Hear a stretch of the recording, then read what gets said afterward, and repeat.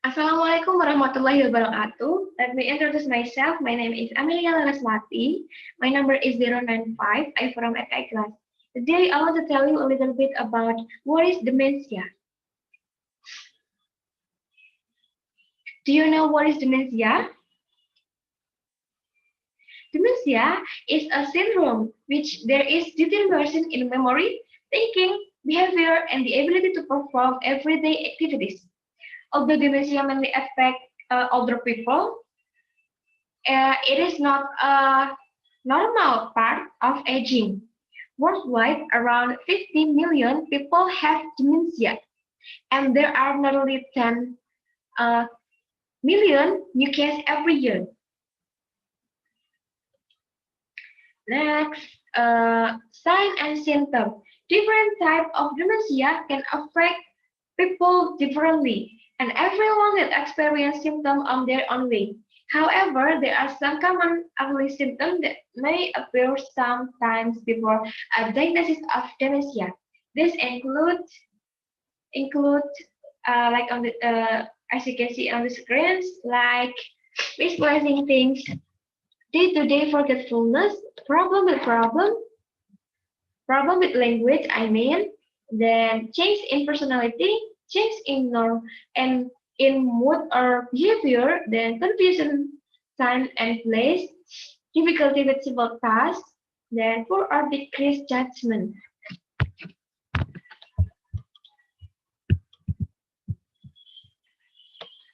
Next, cause. Dementia is not itself a single disease, but rather a clinical syndrome.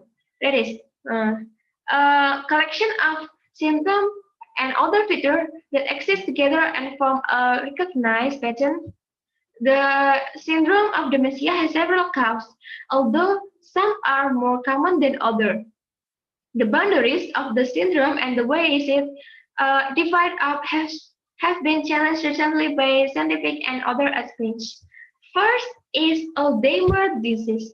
Alzheimer's disease is the most common form of dementia, and it's responsible for about uh, 75% of cases, either on its own or with other form of pathology. Next, second is clinical feature. In the early stage, memory loss in relation to recent events and word finding difficulties are the most common feature. As the disease progresses, greater memory loss and language difficulty become apparent. Then, third is brain change. In Alzheimer's disease, there is abnormal deposition of insoluble plaques of a fibrous protein called amyloid and twice fibrous called neurofibrillary tangles in the brain. These abnormal plaques and tangles interfere with normal functioning of brain cells. There is also deficiency of the neurotransmitter acetylcholine, which is important for learning and memory. Then, fourth is vascular dementia. Is the second most common types of dementia after Alzheimer's disease.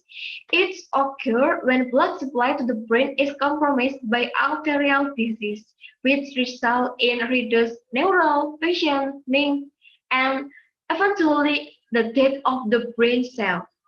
Numerous vascular risk factors can contribute include hypertension, hyperlipidemia, diabetes, smoking, diet, and obesity. Next is about treatment to people with dementia. First is re-establishing the homeostasis, correcting for both internal and external factors by correcting influence such as dehydration, urinary tract infection, then disruption in day or night rhythm. Then establishing the NPS to promote patient well-being and reduce caregiver burden. Next is maintaining the quality of life and highest level of the patient functioning for as long as possible in order to delay institutional care. Okay, Thank you for watching me. If you have a question, you can write on commentary column on below. Thank you for watching. Bye bye. Thank you. Assalamualaikum warahmatullahi wabarakatuh.